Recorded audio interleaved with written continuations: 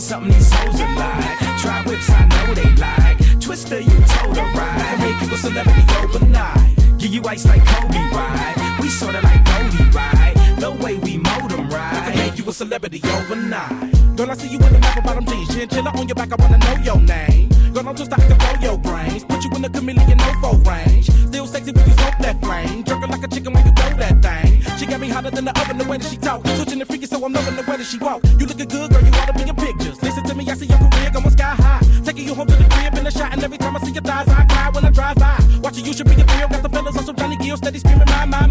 Walking the carpet with the thumbs, the flick in the dog. Kicking it on the couch at 106 and Park. I can see your beauty on the big screen. I can see me freaking you with whipped cream. I can see you on stage at the awards with a dress better than Jennifer's and doing big things. Kick it with me, I can mold your life. You look a good girl, show you right. Dre told me you the prototype. I can make you a celebrity, yo, why not? Play something these hoes. Welcome back to the Why So Serious podcast. I'm your host, Brandon. We have Devin, Mike, and Old Man Wade is back. What's going on, fellas? How you guys doing? Huh? What's going on? I know you can't hear when the music's playing. What's going on? I'm doing fantastically well.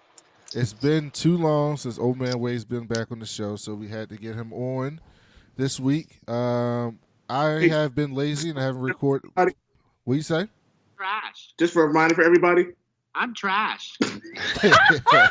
Yes.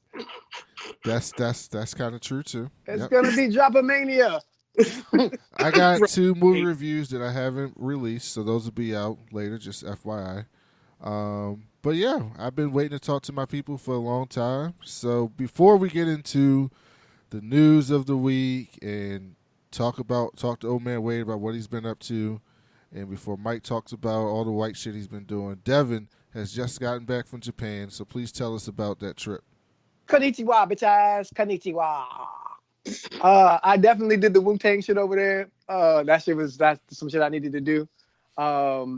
It was fucking fantastic. I've been all around the fucking world, and when I tell you, I saw the North Pole because we like if you fly on the East Coast to Japan, normally you go up over the North Pole to get that way, which most people don't even know that the Earth's fucking a circle, and that's why they don't know it. It was fucking great.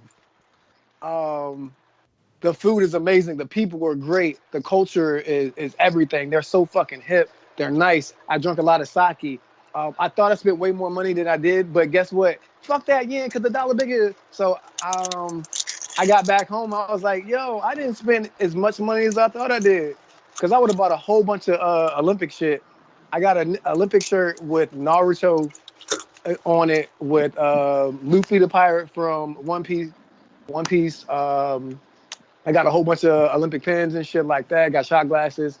But yeah, it was a blur because I was only there. I was technically there for 4 days, but it was only 3 technically.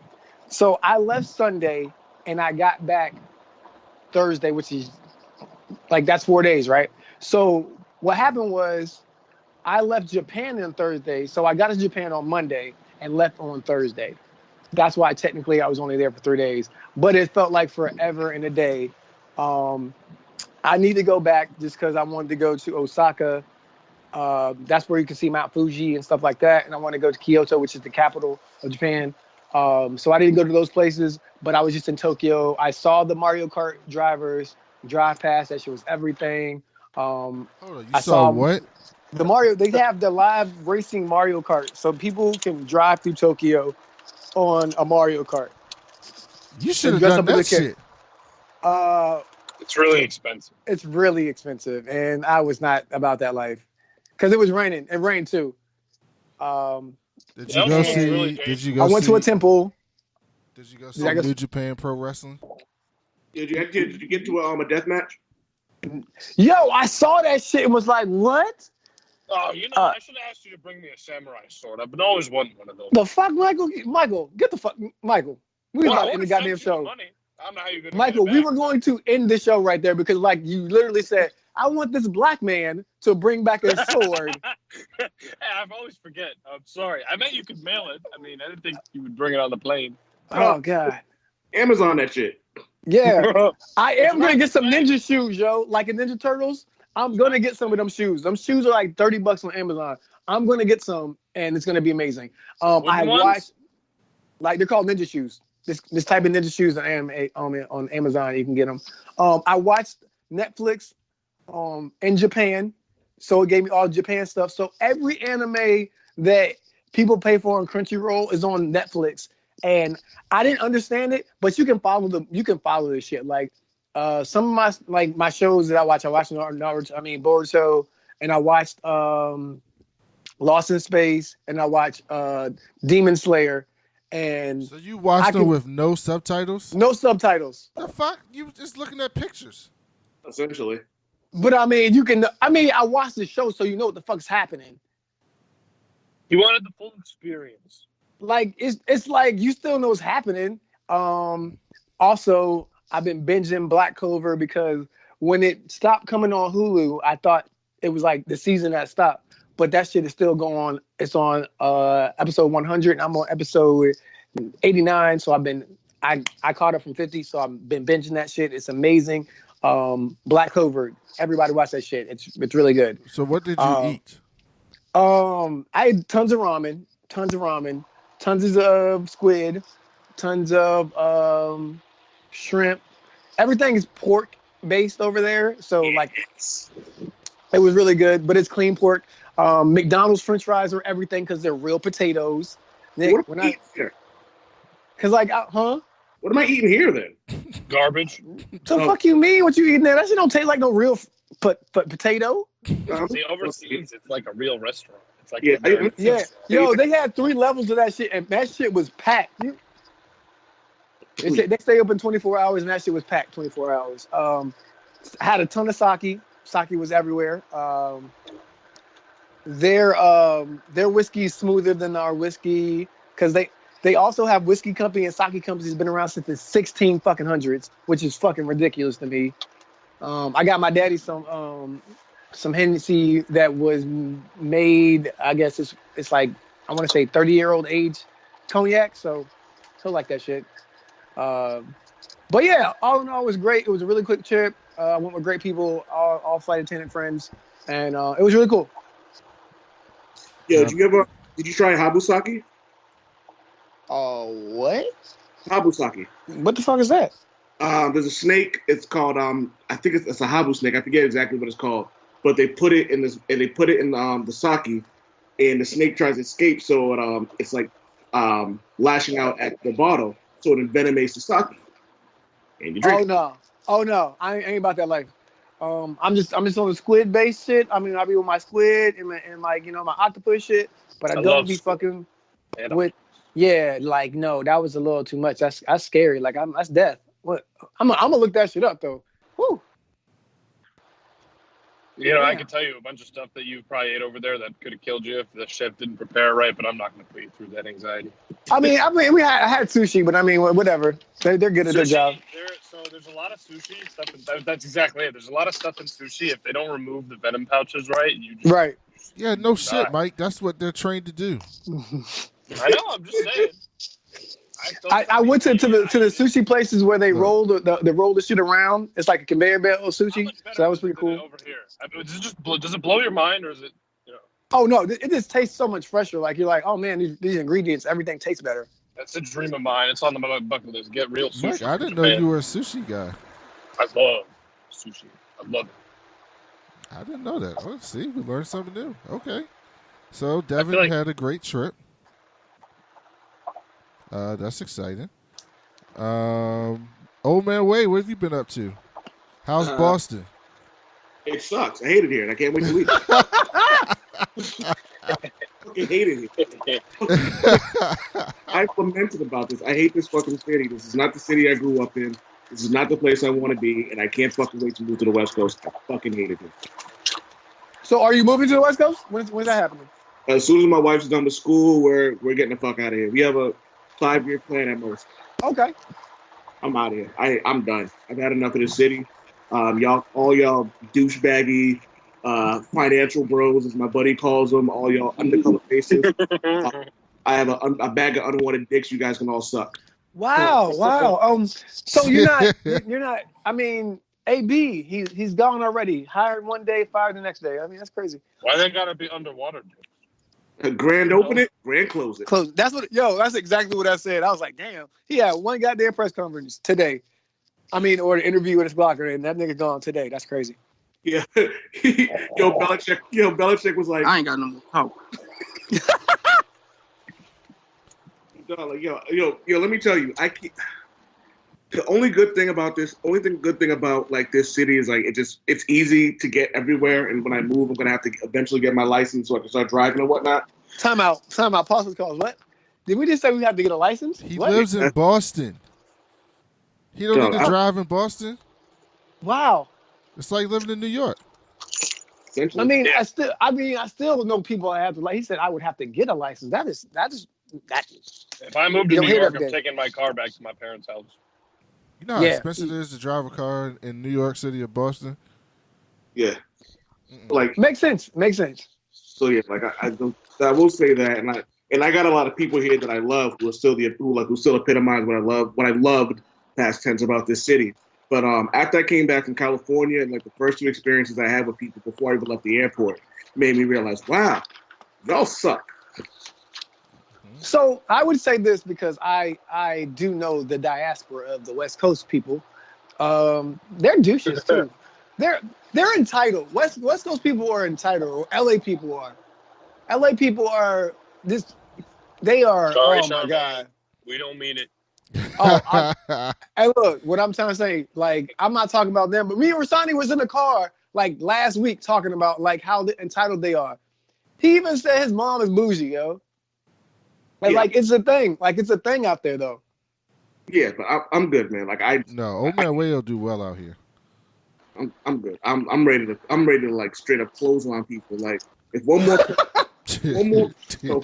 person bumps into me, I'm a Braun Strowman.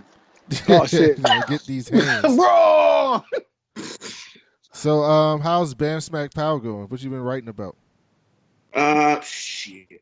Oh God, I can't wait to talk to you about that. Let me pull up my website.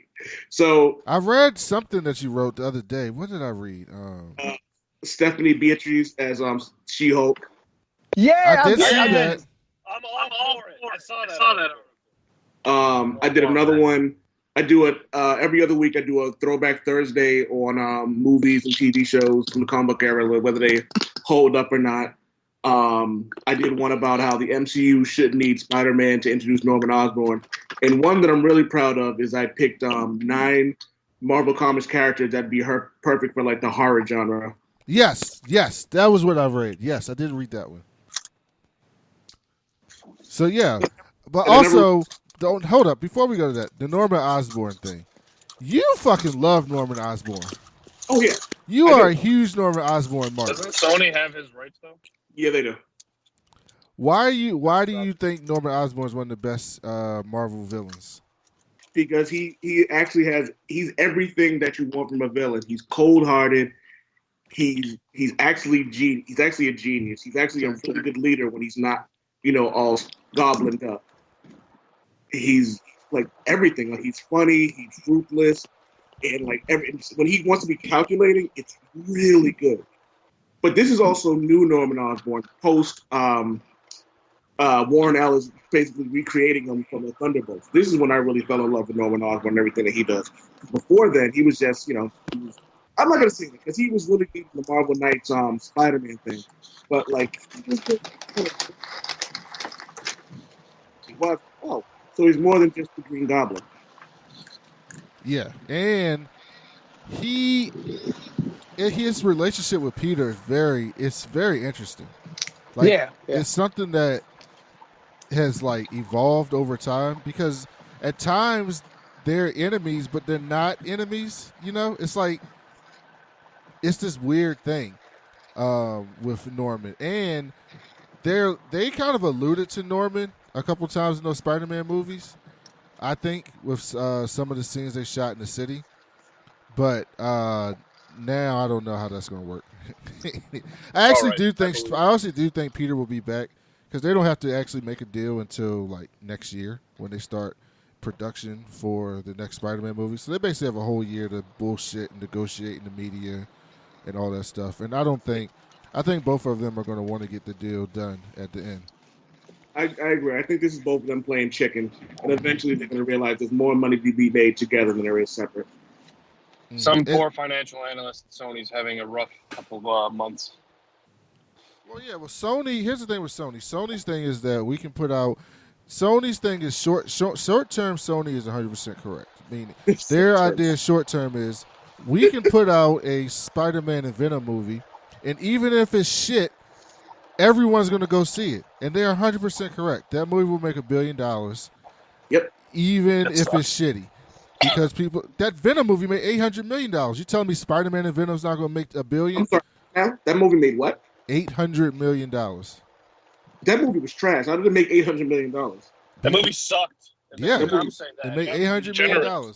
So if you tell me they're going to make a Spider-Man and Venom movie, people are going to go see that. It's going to make a bunch of money. Here's the problem. It's the law of diminishing returns. It's the X-Men theory. Eventually, if you keep making shit movies, people are going to be like, those movies are shit. Look what happened to Justice League, right? Justice League, I mean, BVS was land-based. That made $890 million. People went and saw it, but didn't like it. They didn't like Suicide Squad. And some people didn't like Man of Steel. And so by the time they saw Wonder Woman, thought it was an outlier, and then when Justice League came back around with all those characters, it didn't make that much money because those other movies had an effect on it. So hopefully this Venom 2 movie, they actually care about it and it's good. But we will see. But, in the short term, they're like, we can put out this Spider-Man and Venom movie, we're going to make a bunch of money. But long term, Marvel will be just fine without them. Honestly, like they're. I heard Apple's thinking about buying Sony anyway, in which case none of this matters. It still matters. No, because if Apple buys Sony, automatically the rights go back to Marvel Studios. Oh yeah, okay. So if anyone buys Sony, it doesn't need to be Disney. Disney doesn't need to buy Sony like everyone wants. It just needs to Sony's be film somebody. studio did well last year though, so I don't know. Who did well last year? Sony's film studio. They did well last year. So that was a joke. My bad. Oh, see, you gotta do the inflection so we can tell over Skype because of the delay. All right, so go check out Bam Smack Pow and look up Mark Lynch and go Google the Old Man Wade Show. We're on like 6 platforms. I'm working on the 7th and 8th one. Yeah, well, we were gonna get to that too, but yeah, definitely. You should already been subscribing to. He's only been on here like 1 million times, and we do a podcast together. So, if you listen to this show and you don't fucking subscribe to that show, fuck you. Then also, so we're not gonna talk about this in depth on here, but Old Man Wade and I are going to do an episode next month on the Powers of 10 and House of X series. I'm reading them. You're reading them, Mike? I have all of them. I didn't know you were reading them. So I have them, and I haven't read them yet because I know what's going to happen. I know I'm going to want to see what happens next. So I have all of them in my room, and I'm waiting for. I have what is it? They're up to 6 of 8 right now of each. No, it's 5 or 6 for House of X. Fifth Yeah. episode. I have issue 5 came out this and week. I'm ready. I'm waiting to read it until I might just do it now because I don't really want to wait anymore because I've avoided spoilers. Let so me don't tell say you, anything about issue it yet. 5 of But- House of X changes everything. Okay, I know. I saw the articles about it, but I don't want you to tell me what happens because I've been waiting, and by the time you Okay, do this we episode, I'm won't gonna tell be you. ready. But I'm totally in because I have them. Oh, by the way, those are some valuable books. I bought a few extras if anyone wants any of the first Yes, one. send them to me because my comic book store is all sold out. And Listen, also, if anyone wants anything signed in New York, let me know because I'm going literally 3 weeks from now. So Brandon, I have been telling you guys since we started this show that Jonathan Hickman is my favorite comic book writer because he is a world builder. He writes stuff and he seeds things, and then he'll just put like this little thing in, and you'll think it's this insignificant thing, or he'll talk about it for one panel, and then 10 issues later, or 15 issues later, or 20 issues later, he revisits that, and it's like this whole thing mattered this entire time. And you can, if you read these books, you can see these things that he's seeding, and you know they're going to get revisited. up and things that's coming up. Go ahead, old man. Wait.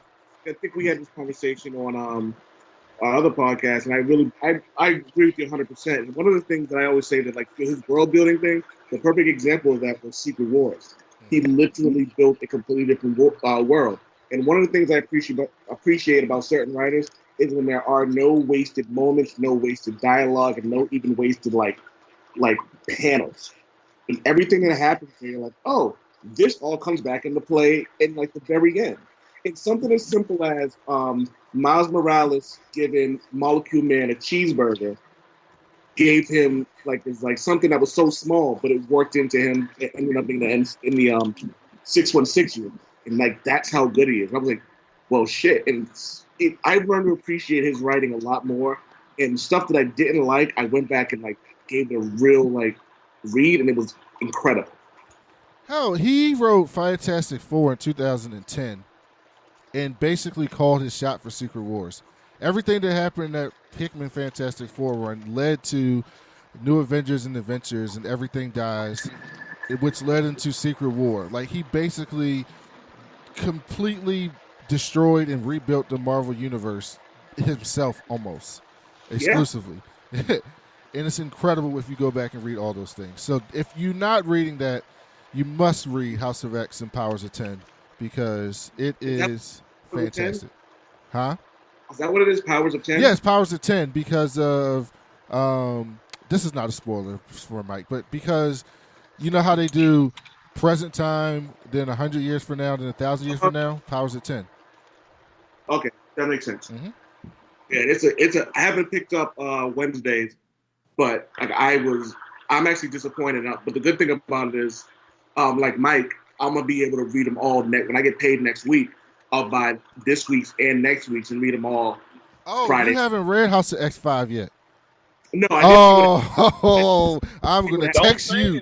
I cannot wait till you read that so I can text you. Wait till you read that shit. Oh, my God. The whole fucking shit changes. I can't wait. Okay. Let me tell you, issue with last week's issue, with everything, I was like, duh. Mm-hmm. Like it was. With your boy, Nathaniel Essex. Yeah, you see the thing I posted. I was in tears laughing at that. Or even just like, and it's funny because even though I didn't like that issue, I understood how important it was. Mm-hmm. And when you read House of X5, you're going to be like, yo, everything that happened in there, I see now. Wait till you read that shit. So, yeah, that's what I'm reading. What else am I reading in comic books? Immortal Hulk is fucking fantastic. That deserves an Eisner. Best book that's come out in decades. I've been touting it since the beginning. I've been trying to tell Mike and Devin to read it. It's so good. He's not exaggerating. It is legit. I've heard really, really, really good things. Well, let me tell you, I rarely put my stamp on things, and this isn't like me joking. Immortal Hulk it's groundbreaking. It redefines the Hulk. It redefines Bruce Banner. It redefines everything about him. But it also kind of lets you understand like who he's been since the beginning of time, and like why his personality changed. It changed everything about Gamma in general. It's like I was shocked at how I enjoyed this. It also addresses all the different Hulks that we've seen in the past. So Professor Hulk, Grey Hulk, Joe Fixit. A dumb Hulk, smart, like all the different Hulks. It goes back and like explains those, addresses those, why those things existed. It's just, and then it has like social commentary that's fantastic. Oh man. It's a scene. This is not a spoiler, but there's basically a reporter that's basically broke the story on Bruce Banner still being alive as this black woman. And so they sent her to go find the Hulk, and she ends up meeting up with the Hulk and going to hell with him. And so they're walking around hell, and he's like, what do you want to know? He's the Hulk. And she's like, I'm just like, I want to know how I can be angry, like get the privilege to be angry like you. And Hulk's like, what are you talking about? And she's like, you get to destroy shit, kill people, destroy fucking cities, be angry all the time, and then your friends come back and they get to send you to this nice palatial planet where you can live comfortably. Then you come back and destroy shit, and they still let you back on the Avengers. You're seen as a hero. You're not in jail. You get the privilege of being angry. I want that privilege. I can't be angry. When I get angry, it's real. It's so good. That's good. And then they start talking about like the environment and later issues. Like it's got everything. It's got comic book shit. It's got social commentary. It's got groundbreaking storytelling. It takes to account the history of the Hulk, so it doesn't ignore past writers. It's just fantastic. Like I cannot speak highly enough about Immortal Hulk. I think what you said is also important too, is that it didn't take away from what the previous writers have done. And for all of us here who even read comic books or watch movies or even television shows, you can tell when someone takes over a project, and it's like you guys didn't take into consideration anything that happened previously. But with this Immortal Hulk, it's like they're combining everything. And I love the fact that they brought that the reporter brought up the idea of like you got mad because Tony Stark and then tried to give you a more peaceful place. And like, you know what I mean? And the idea of like they bringing back like how they gave him a statue in the parade after he goes on a rampage. I loved all that because this is stuff that happened in like the 80s and 90s and 70s. So it's cool that someone who is like a student of the game, someone who would actually like really go in there and tell a really proper Hulk story by keeping all the stuff in the past relevant and I'm bringing it back up, but also telling a completely new story. And then and they haven't even really gotten into what's going on with Betty Ross either. And that's yes, that shit, yes. And by the way, this book is creepy as fuck. Like it's legit horror. So it's that too. Marvel has something. Let me tell you, if Marvel isn't working on a Hulk horror story right now, they're out of their fucking minds. Especially like Mark Ruffalo playing like a scared like Hulk, a scared Bruce Banner who like picture Mark Ruffalo going, "I'm sorry, but it's the nighttime now. In the night's his time." Mm-hmm. Okay, I'm sorry. I'm done. It's the best. And then before we get into Mike's time, Old Man Wade, you want to talk about Naomi for the people? Naomi, 6 issues in, so now is a perfect time to really get into that. It's a story about, it's funny because you can't really say too much about it without really spoiling. But it's one of, if not the first, it's one of the first black female characters to lead her own like comic book series. I think in DC Comics, Vixen had her own series, right? Mm-hmm. She had her own series at one point, a mini-series, I believe. Oh, so she has an ongoing series, and that was on. And every issue, you learn a little bit more about Naomi and her past and her parents and everything, like she's from and why she feels the way she feels. And then you get this really epic conclusion. You see who she really is, and like, it kind of combines everything you read in the previous 5 issues into one issue. And thankfully, they did something I thought was kind of cool, is that they gave everyone a break after 6 issues, and so it looks like they're gonna go back, take the time to figure out what they're gonna do next, and then probably start up again next year. And even if you don't like the story, the artwork is worth the price. It's worth the price of admission. Fantastic! Devin, you would love Naomi though. Like you would fucking love it, not you. Okay. I still gotta get it. It's basically like it starts off about this black girl lives in this town where nothing ever happens. So like they don't have. You told Brandon. We talked about that though. Yeah, we talk about this all the time. Yeah, you gotta read. Superman flies through a destruction, and she's important. But you learn to find out why she's important in the 5th issue. But the one thing I do love about it is, and like I say about the art, is not every artist can draw that many characters and have all of them have their individual style, look, and everything. And it's like there was one panel where a bunch of them are in the woods, like, just being teenagers. And there's like a long line of like teenagers, and each one of them had a different face, a different size, a different style of clothes. They were moving different. It wasn't like someone like David Finch or Greg Land, where everyone looks exactly the same. It's phenomenal. Oh, fucking Greg Land. Fuck him. Oh, God. He's the worst. But, yeah. So, Old Man Wade and I are going to be doing 2 shows coming up we talked about. So, we're going to do one show on the monsters of comic books, like Dracula, Man-Thing, things like that. And then next month in October, we're gonna do when Powers of 10 and House of X are done, we're gonna recap all those issues and talk about that saga. We say? I'm gonna make sure Hobby's here for that too. Yes, absolutely. Because, like I said, if you're not reading that, go get them digitally, or if you live near a comic book store and they have them, go get those. Because if you are an X-Men person, Jonathan Hickman is redefining, but also not redefining the X-Men. It's weird, but read it and you'll see what I'm talking about. They're bringing them into a whole new era, and I know there's this whole thing where they're talking about like the year of the X-Men, which they do fairly often. But the new story arcs they have coming up, they look intriguing. Like Kitty Pryde is going to be leading another team of X-Men, and she's not even being called. Wow, okay. And she's going to be called Kate Pryde now because she's grown up now. While she's still being called Kitty, but she's not even the X-Men. She's going by the Marauders, which is like the outlaw, like which was on the Sinister group. And so she's going to be running that team with Emma Frost, and there's no clue how that's going to work. That's going to be, oh, wow. Betsy Braddock is going to be the new Captain Britain, and they're bringing back Excalibur. There's a team with Quanon, X-23, and the Young Cable doing something. There's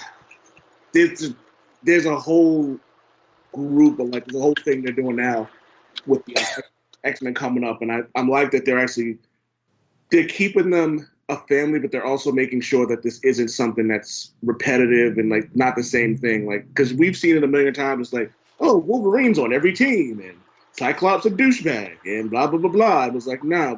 It seems like over the last couple of years, they've made it a point to make the X-Men grow as people and as characters, and it's about time that they really acknowledge how great Kitty Pryde is since Joss Whedon's run of Astonishing X-Men. Oh gosh, I want to do a show on that so bad, on the Astonishing X-Men run, because it's so great. It's so great. I did like it, Tony. I like that. That's one of my favorite. I guess what do you like? Is it era of X-Men? The Astonishing X-Men is really good. Yeah, they made Colossus funny, and one of my favorite moments was Agent Brand goes, Colossus, you know nothing about destroying Breakworld, and he goes, no, I've been planning to destroy Breakworld since I was a child, and everyone looks at him all weird, and he goes, this is why I don't make jokes. I never know when it's right. All right. Jumping into these topics. Let's do it. One more thing before we get into the topics. Mike, tell us some white shit you're up to this week. Jesus Christ. I was waiting for this question, and I've come prepared. I don't know what's the opposite of white shit without, I guess. More Lebanese things. But not even, because I started teaching. I had my first class yesterday with the coding STEM class, and you'll always Brandon knows, I think Devin knows, but I used to, when I was in college, I used to teach at the underprivileged schools in DC, STEM, like coding, math and stuff. Oh, wow. I haven't done it in a few years, but I've kept in touch with the guy who runs it, and I'm doing one again. So it's every Thursday, and this is the first time in my class that I have 10 kids. They're all like 5th and 6th graders. It's the first time that every single one of them has come of their own will, not because their parents told them. And even when their parents tell them to come, I'm still able to get through to them a lot of the time because I don't think they really know how fun it can be. White. But the other thing is, this is also the first time I have 2 girls from Women Who Code, who took a kids class. Oh, that's dope. These are young kids, and I have 2. There's a black girl code. It's called Black Girls Who Code, or Black Girls Code. It's a big national thing. 2 of them, and the girls are actually all the guys in the class are all new, and the girls are not in there. We're gonna be better, and I'm like, oh, it's gonna be fun. And it's a good group of kids. So I did that again. So that's so awesome. One thing. My grandfather, before he died, was teaching me Arabic, Lebanese dialect, and then he died. I got far. I could understand when my dad was trying to say something to the rest of the family that he didn't want us to know, and then I would go to my younger sisters. I'd be like, "This is what he said," but I could never. To speak back It's funny because oftentimes, like, my Lebanese relatives will speak to me in Arabic, and I'll like respond in English. Because if I try to respond in Lebanese, it's like it's just slow and broken and not good. So I decided, after watching Aladdin, for some reason, it's opened up something inside of me. I don't know why. It's a little bit weird, I guess. But I decided I was just going to finish it. So I'm doing writing right now, and I've gotten through the alphabet section. It's pretty hard, and then I'm about to do the speaking portion next week. So I'm doing that. Those are the two non-white things that I'm doing. So That's you're not fucking doing dope any things. white shit. That's You're just just fucking doing dope dope shit this week. Well, I'm doing some white stuff this weekend. Like most of it is dope shit. But This so, yeah, it's weekend been a you're good going week. camping at a cold ass lake. Yes, it's to teach people how to dive. Oh, Mike, did you see? I saw this article. I think it was an article, and it was about these two black women. Let me see. About to tell you, it has something to do with diving. It was let me see. These two black women are diving. They dove and searched a slave shipwreck and discovered stuff about their ancestors. That's Really? Yeah. That's dope. That's awesome. Where? I'm guessing coastal Carolinas-ish, or maybe. Let me see. It was the Slave Wreck Project is an international network research and institution hosted by the National Museum of African American History. There's like a video of it on YouTube. See, like I National told you it Geographic wasn't is a- doing it. I told you it wasn't a white people thing, or an all white people thing. It actually started in the islands. I believed you. I believed you. I didn't. Diving became popular in the island nations.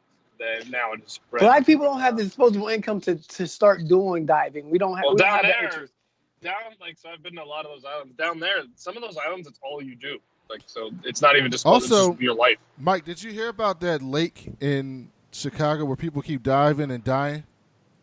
The fuck? Oh, refresh my memory. I heard something about this, and I remember being able to determine why that was happening. I think it's in Chicago. The fuck? Hold up, where's it at? Find that. I have an interesting Oh, it's called Lake story. Lanier.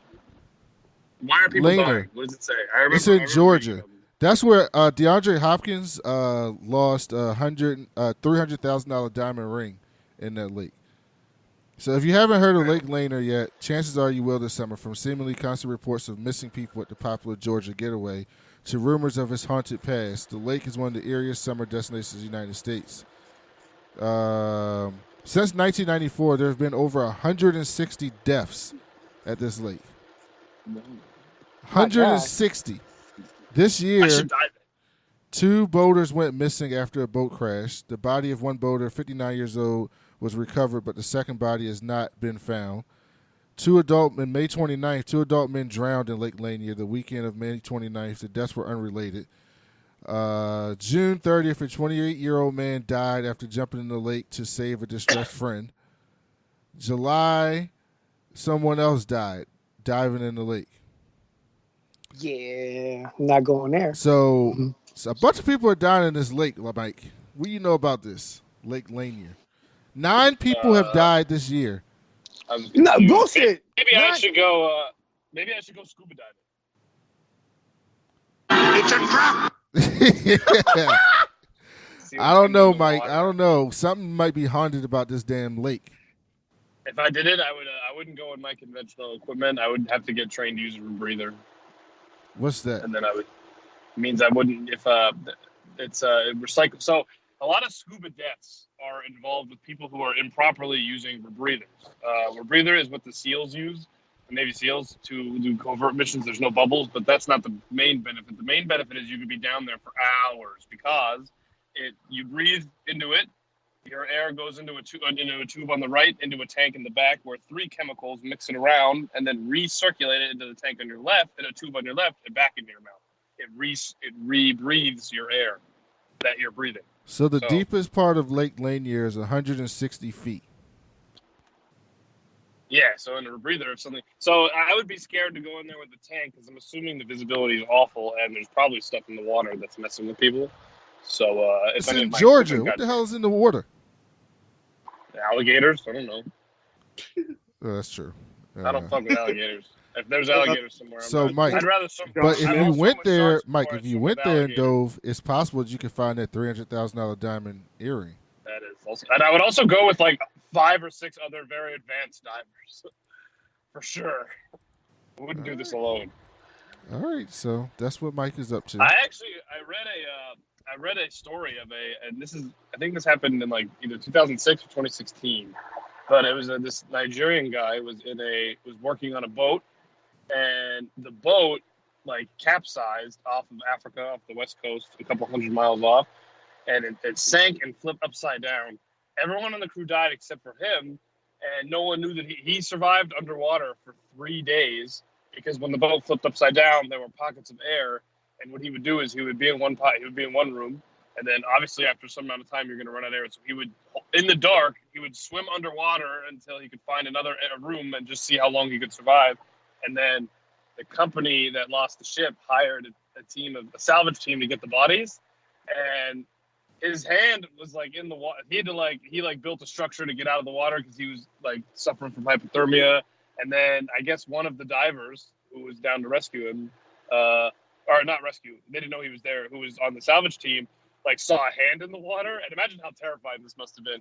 And he like thought it was a dead body, and he grabbed the hand, and the guy, he grabbed back, and they saved him. And it was a very difficult operation because he had so much nitrogen in his body that he can't ascend quickly. So they had to lower like a diving bell, and he got in the bell, and then he brought him up, and then he had to sit in a hyperbaric chamber for 2.5 days so that the nitrogen could safely exit his body without causing him any harm or pain. But it was he was down 100 feet.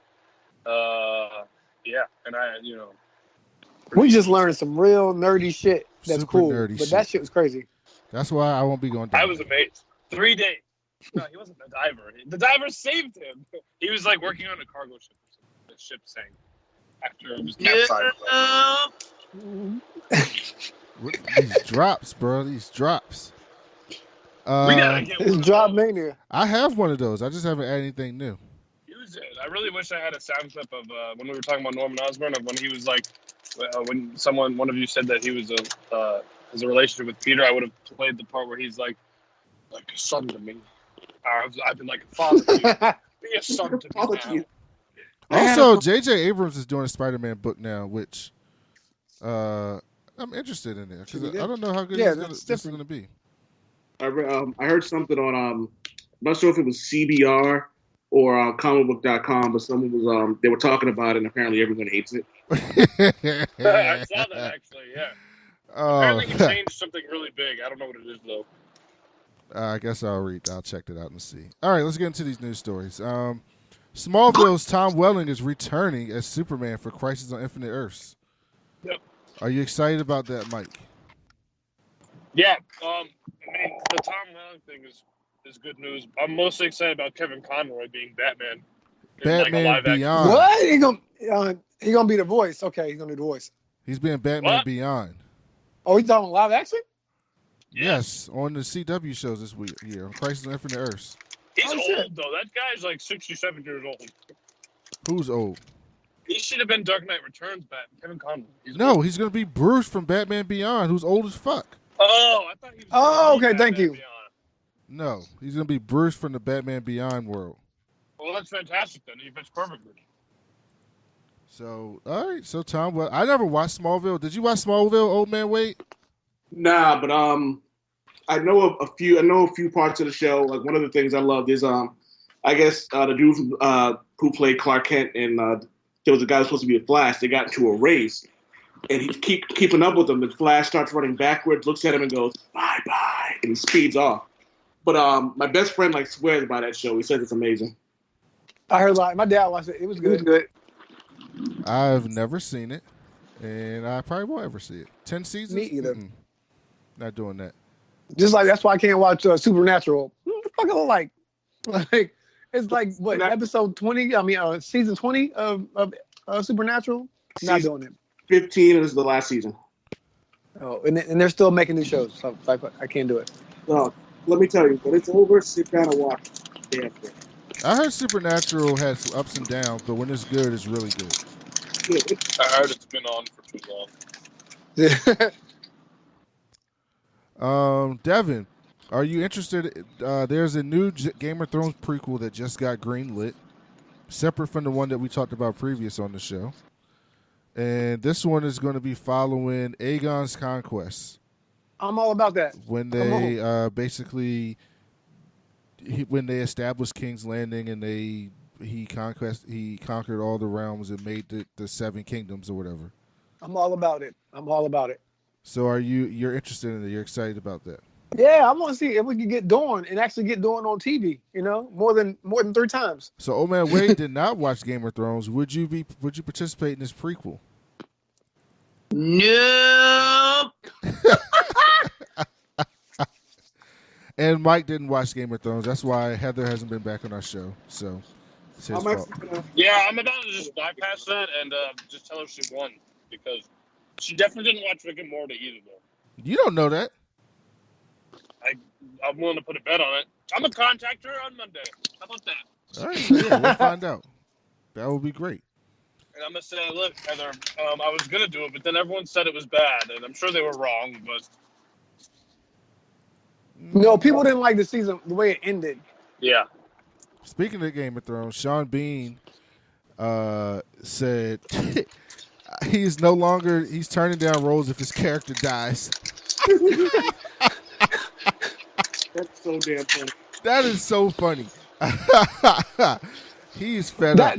Hold on. Hold on. Who was Sean Bean? Who did he play? Ned. Ned. I'm about to say, real shit. I'm going to bet money that he's saying that because the next movie he's in, they're going to be like, oh, he's going to stay alive. And he dies. Yo.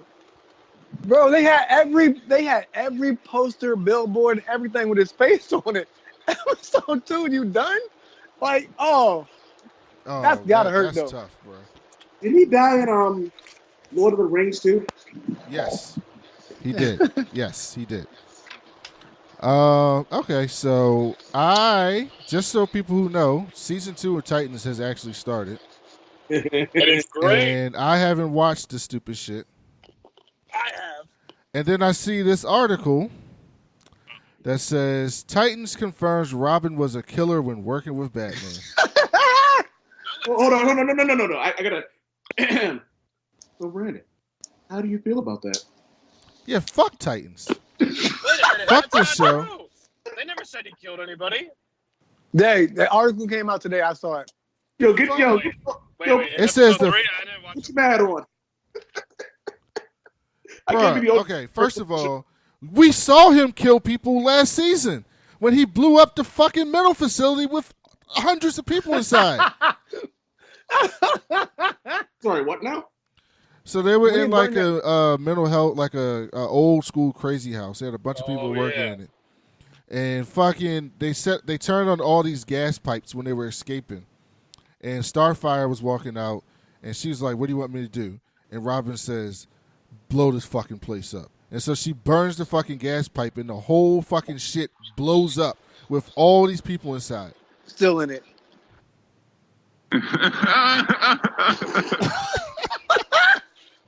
You gotta be kidding me. I'm not kidding you. I can't wait to watch this show.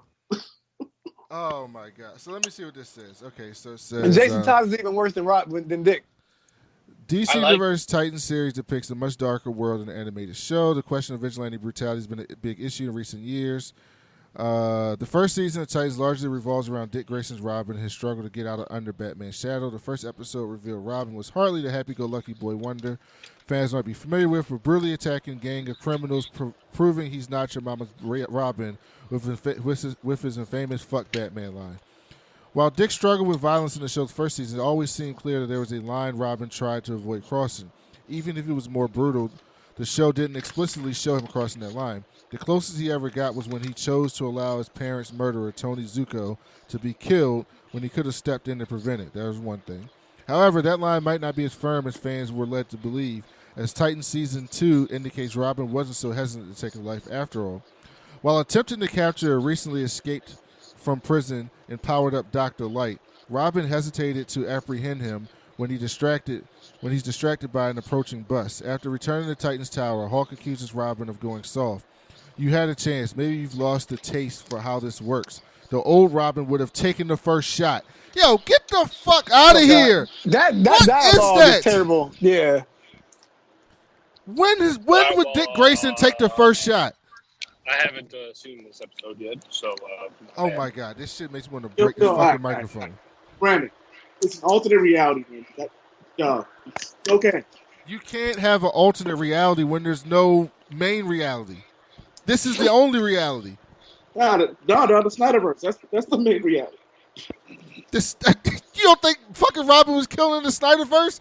He was in the goddamn. He was in the goddamn. Hold on. Batman was taking everybody out. No. Robin's suit was in the goddamn thing in the Batcave with a fucking battle axe with a big ass sharp knife at the end of it. What the fuck was he doing with that? He was cutting cheese for a party. Did you also notice that suit had no pants? So it was like all armored up from like the knees. So it was the Burt Ward Robin suit with a fucking battle axe? And armor. It looked ridiculous. Oh my gosh, I'm about to And get it was really like angry. black. It had Dick no color. Grayson is my favorite superhero. I say this all the time. The reason why Injustice works so well in the comic books is because you have 70 years of regular Justice, regular Superman. And so you have something to play off of. You have an established character to play off of for this alternate universe to make it different. And even in that universe, he wasn't always shitty Superman. He was normal Superman until something made him turn that way. And even throughout the entire process, he thought he was in the right that entire time. The entire time. You know what? To speak on your point too, the fact that Dick Grayson died in that, it kind of serves a purpose because he's too good of a person to even live in that reality. Because if you notice, anybody who's actually like a genuinely good person with a really big heart, they either die or get taken away. Dead. Yep. And Dick Grayson is always that character. So I don't even know why. Even like if you want to do a Darker Titans, every dark show should have a bright spot in it. That is the point. You can't just have. You have to have someone that gives the contrast, even if your show's overall thing is going to be dark. Like if and you then watch 7 seasons later, it becomes a big goofy mess. So why isn't Robin? Dick should have been the light in this story. The dark should have been Raven or Beast Boy's. Beast Boy's backstory is shit. Yeah. It's horrible. It's horrible. I'll talk to you about this off the air. I'm pretty sure you've talked about it already. But okay. All right. So let me start this off by saying I get your point, because it would be the equivalent of them making like Deadpool this ultra serious character who like led the X-Men. Oh, like what they did. What do you mean? You mean like when they made Deadpool not talk in the Wolverine? Does anyone else hear that echo? Yeah, I got to echo a little bit, but it's going away. Yeah, I have no idea what you're talking about. Oh, that movie. You know that movie with he's Ryan not Reynolds involved in that it. it didn't exist? You just made the list. You mean like when Fox would never introduced Deadpool, and the first time they introduced Deadpool was somebody you don't recognize? I just wondering.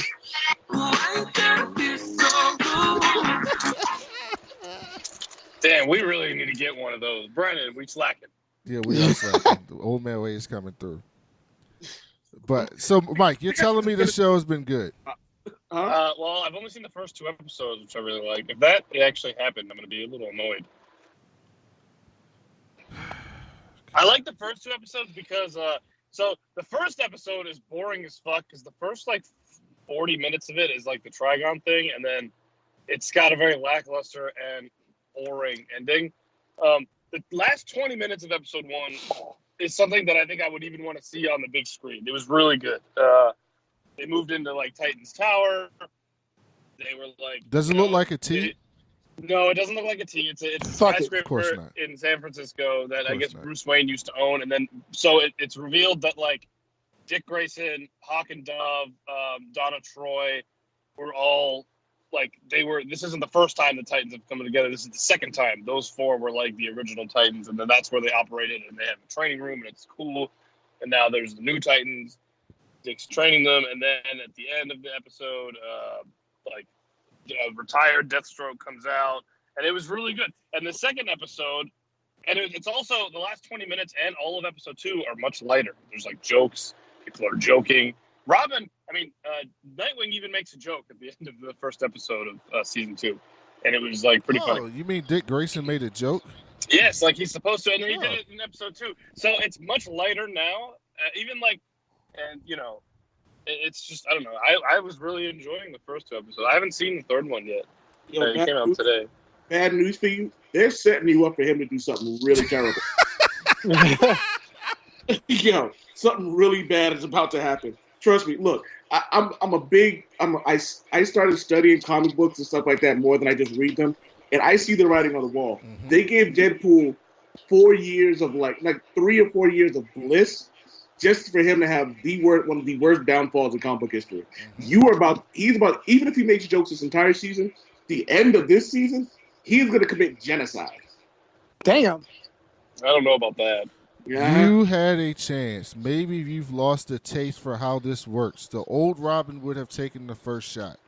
What is that? No, I think this goes into him struggling to find out who he is without Robin and without Batman, and eventually he'll become Nightwing, the do-gooder, and the joke maker, and his own thing. But according to this, he was never the do-gooder.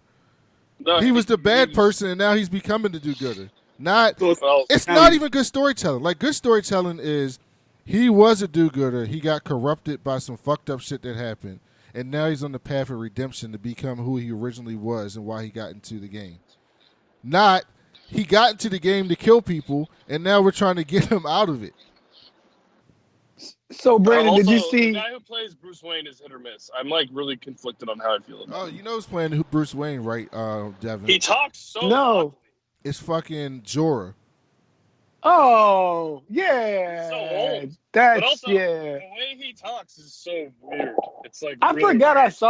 I saw like the last episode of last season. I try to wipe that from my memory because are they in like some time more? He wasn't. They didn't even show his face. They don't show his face in Titans at all until the very, very, very end of season 1 of season 2, episode 1 episode. But then he taught. There's a whole conversation between him and Nightwing. We talked about the casting for him. That's why we did. Yeah. So I was like, he's so weird. He talks very, very strangely. He shouldn't be Bruce Wayne. Or not Alfred. Alfred's not. Jason in the first episode of season, the Hawk and Dove go to Wayne Manor to look for Batman, and Jason's there. And Jason's, I just can't picture this, but Jason was like, they were like, "Where's your boss?" Jason was like, "Oh, he's off with the Justice League, so is Alfred." And I'm like, that guy's so old. I can't see this guy fighting alongside Superman and Wonder Woman. Brandon, did you see how everybody was talking about your boy Nightwing yesterday on the Twitter streets? With his butt. His butt, yeah. I saw that. All right. I haven't asked Old Man Wade this, but do you watch Rick and Morty? Love Rick and Morty. Okay, that's what I thought. Funny story. Oh, jeez, Morty. Go ahead, Old Man Wade. Funny story. So me and my wife were laying in bed one day looking for something to watch, and we were both high out of our fucking mind. And I only had like 3 episodes on my Amazon, and she was like, "Buy them all." So I have every Rick and Morty episode on Amazon. It's not a disappointment. That's a good job. Good Mike, job, by the way. Did you read this article? No, I don't think so. Okay, so Screen Rant, just had to say that first, did an article, and they have a theory, because season 4 will be starting in the next month or two, couple months. November. Yeah. Their theory, Mike, is that Rick and Morty are the same person. Huh. One theory about Rick and Morty suggested the 2 lead characters may not be grandpa and grandson at all, but the same person. Across the 3 seasons, Rick and Morty has delved deep into the infinite possibilities of sci-fi, specifically the multiverse. Rick Sanchez and his grandson Morty Smith frequently go on the Okay, this could come as a surprise since Rick has only been part of Morty's life for a limited time. Rick abandoned Beth when she was a child. and was not involved with the family for 20 years. Rick quickly became an influential voice in Morty's life. Okay, what's the theory? The theory, as discussed, suggests that Rick is an older Morty who has gone through a difficult life, learned of time travel, and then went back in time to impersonate his grandfather and watch over his younger self. In order for this to make sense, though, Morty would have to experience some hardships on his way to becoming Rick. Without Rick, Morty may become just another version of Jerry, someone who has relationship issues, lacks confidence, and struggles to hold a job. Morty would also be beaten down by disinterest of his sisters and Beth's lack of care for him. Without any friends or family, the theory suggests that Morty would become even more obsessed with entertainment. So basically, I don't buy it. it also says that because all the Ricks that we've seen have all been shitty to their Mortys, and that this Rick, like, cares about, at least you think he cares about his Morty, and he cares about his Beth, and even to an extent cares about Jerry. And so the idea is that this Rick is a Morty who came back in time. What do you think? I don't think so, because why do I vaguely remember seeing the old man Morty somewhere in one of the episodes? But that's even besides the point. When they went to, I feel like, for that very complicated time thing paradox to transcend over all these multiple universes, it'd be too jumbled. I feel like it wouldn't work. It's not going to work. Exactly. That's why I don't think this is true. You're telling me because that the best part, the best element, Morty grew up, became Rick, and every single Morty across the multiverse, when they reached their age of Rick, decided that they were all going to go back in time, watch over their former. And then that theory just proves itself right there. All the other Morty Ricks don't care about their Mortys, but only one of them does. So yes, that's the point of the theory. That's the only. But then shouldn't he have been the only one to go back? Why are there other Rick and Mortys? Well, there's no. The other ones are Ricks. They're saying that our Rick is a Morty specifically. Oh, I thought that's different then. No, okay. Our Rick. The theory is that our Rick that we're following is a Morty who went back in time. Okay, because he's different than all the other Ricks. Why does he look like all the other Ricks? I guess he was psychic. But that Morty, our Morty isn't our Morty anymore. Yeah, that was the other thing. No, our Rick and Morty are not in their universe anymore, but they're in another. They're not in C-137. Doesn't exist anymore. Right, but, that Rick doesn't even know that Morty is that Morty. It's not his Morty. No, he does. That's both of them. Both the Rick and Morty from C-137 are still together. When you got to go back and look at it. So is that? I thought, is that still our Morty from the beginning? No. It's not. Yes. It's not. Hold on, old man. Wait, it's not. No. In the last episode of season 3, yeah, Rick leaves. He goes to a completely different universe to a whole completely different family. Yeah. Mm-hmm. Does he? Yeah. Because after the Citadel episode, that's how you know that's not Morty anymore. Well, even way after that, because the Morty he was with from season 1, he ends up with this new family. He knows like the past and how that's not really his family and all that.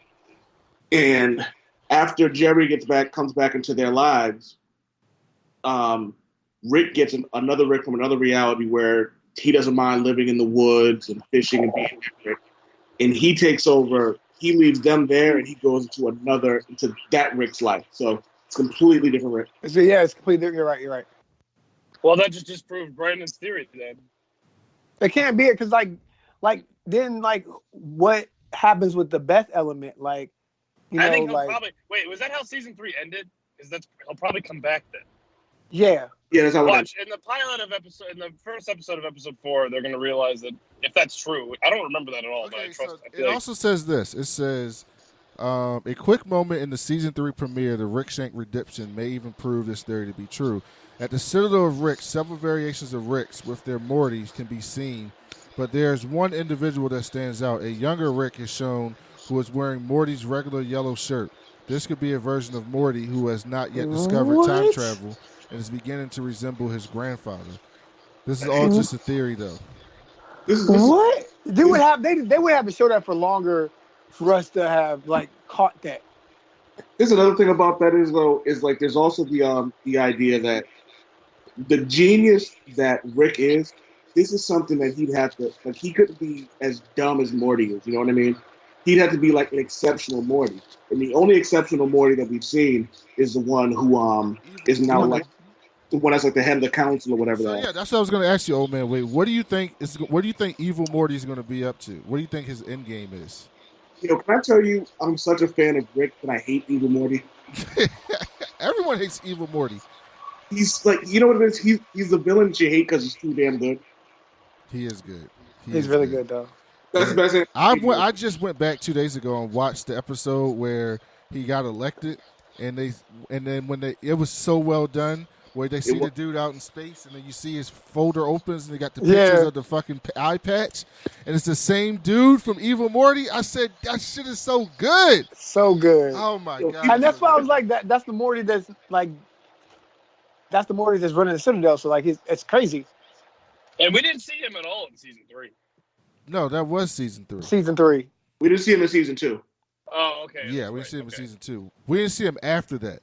Because a lot of people thought you were seeing the last episode because the last episode was like Rick fights the president or something. That shit was so good. Part of me feels like the Evil Morty thing is going to be like a series finale thing.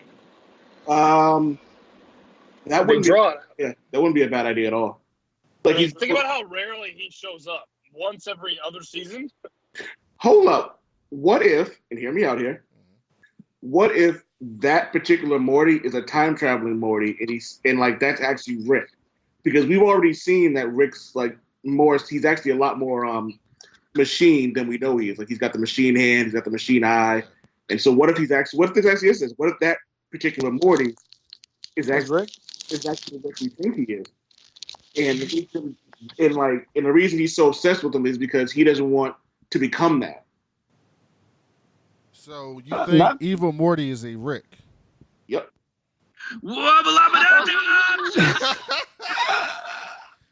That is so. That's interesting. See, I love this show because you can have these theories.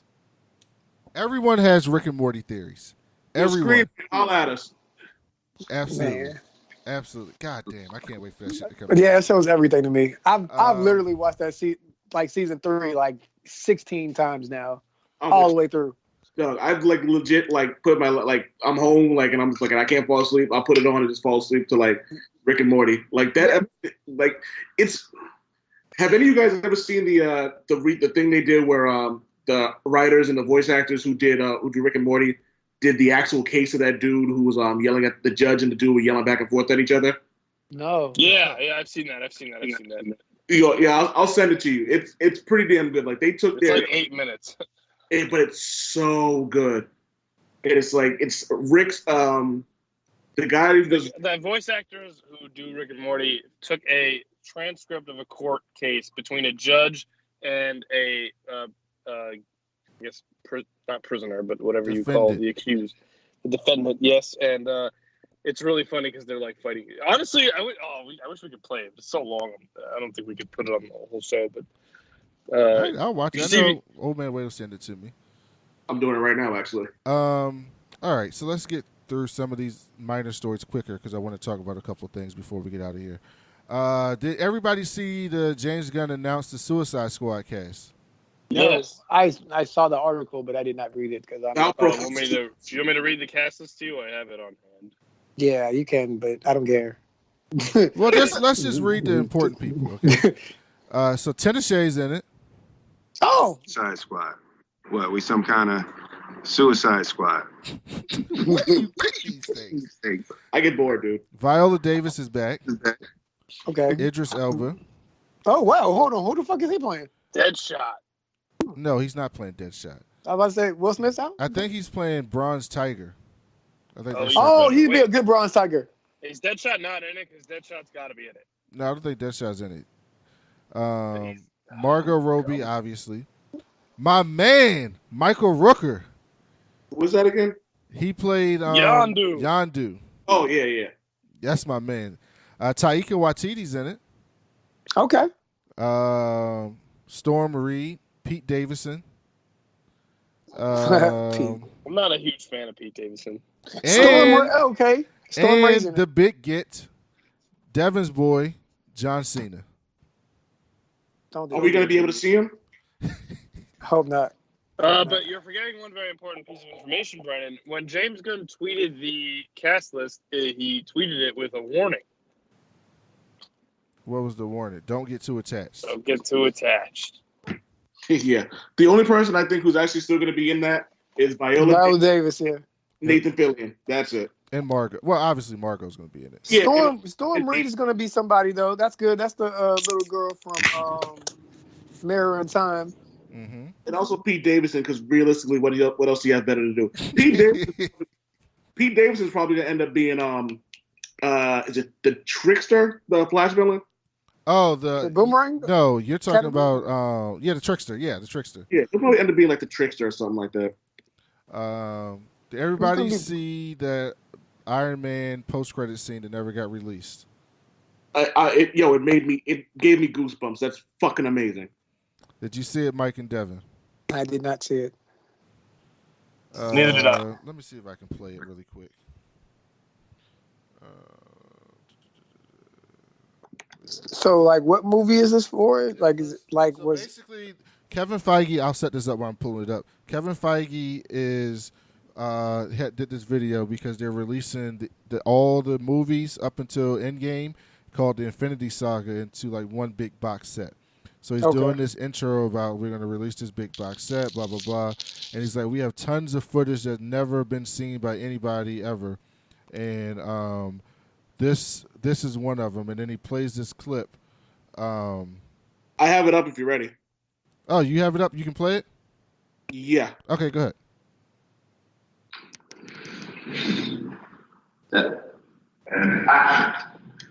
As if gamma accidents, radioactive bug bites, and assorted mutants weren't enough, I have to deal with a spoiled brat who doesn't play well with others and wants to keep all his toys to himself. Who the hell are you? Nick Fury, director of S.H.I.E.L.D. I'm here to talk to you about the Avenger Initiative. So did you guys catch that? Mike, Devin? Yeah. Did you hear it? Radioactive spider bites and mutants. That was from Iron Man 1. Right. So they were already potentially setting up mutants and Spider-Man as far back as Iron Man 1. Yeah. They knew what the deal was. That's crazy though. That's mind blowing. Cause they didn't have Hulk at the time either. Nope. Wow. But you know what it is? Like that's the I think that's the genius or the arrogance, whatever you want to call it, of a really good like company. They're like, you know what? Let's just do this just in case. You know what I mean? Mm-hmm. I kind of respect that though. Like, you know what I mean? Like, what's the phrase? Do it and apologize later. Yeah. I mean, I get it, man. That's it. When I read it, like I heard it, I was like, oh shit, they really went there with this. I'm cool. Wow. So there are going to be a bunch of these clips coming out soon. I expect more things to be released. So thank you for having that because I didn't get that. Hey, Brandon, yeah, go ahead. Brandon, you've seen all the Marvel movies, and you're one that has speculations and things like that. Is there anything that you're hoping to see from these deleted scenes? No, not really. I'm just interested, like, to see other things that they may have had ideas for. But I know these scenes are going to they're deleted for a reason, generally. So a lot of them are just going to be fluff or nonsense. But I'd like to see, like, Easter egg stuff, like maybe a cool character that we haven't seen before that's just thrown in, like kind of like how Howard the Duck was thrown in Guardians of the Galaxy. So I like stuff like that. But that was a pretty big one. But if that's the one that he's dropping, I'm sure there might be something bigger than that when it comes out. True. Maybe not. He might just be trying to get hype up for it. Well, the other ones could all suck. Or just be boring. You know something I think we will see? I think we're going to see a Doc Samson reference, or we'll see him before the gamma radiation. I can almost like guarantee that that's something we'll absolutely see because he's such a throwaway character that even if they've mentioned him, we never hear from him again. Like, who gives a shit? But for people like us who know the comic books and are like excited about that, we're all go, oh shit, you know what I mean? I also think we're going to see an Easter egg about Nova because they've been planning this Nova movie for a long time. So I'm pretty sure they've probably shot something with something related to Nova in one of these films. Joker's tracking to beat Venom's box office record for October. I agree. Because Joaquin Phoenix is better than Tom, what's his name? Tom Hardy. Hardy. Yeah, I'm not excited about this movie at all. I've gotten less and less excited every week. But I'm gonna go see it. But every time the people, the cast, the producers, the director opens their mouth, they just make it worse. It's just worse and worse. Like, why would you make a comic book movie and come out and say comic book people are going to be mad because we didn't like? The director said, "I wish I could have took anything that had to do with Gotham out of the movie." The fucking Joaquin Phoenix said, "I didn't read any Joker comic books at all because I don't want to do anything remotely related to any of the Joker iterations." I can answer the reason why. What you say? I can give you a reason why. You sound like you're really far away. Sorry, is this better? Yeah. Yeah. So I can give you a reason why this is a thing. Okay. What they're trying to prove is that, like, I really feel this is conspiracy theorist old man Wade here. I really feel like this is Hollywood's idea of going, see, these characters don't really matter. All that matters is the actors and blah, blah, blah, blah, blah. Hollywood detests superhero movies because it's something that they can't really say they created. This is something that was created by essentially a bunch of outcasts that has become popular. Imagine when anime starts to become a mainstream thing in movies. They're gonna be shitting their pants even more because this isn't something that they can take and then just go, hey, we're gonna do this. They're banking on the fact that the Joker is such a popular character because he's so beloved. He's one of the most, if not the most popular villain in pop culture history. Not in anything. Yes. So here's the thing about that. All this is going to backfire because at the end of the day, they still needed the name Joker to do all of this. Exactly.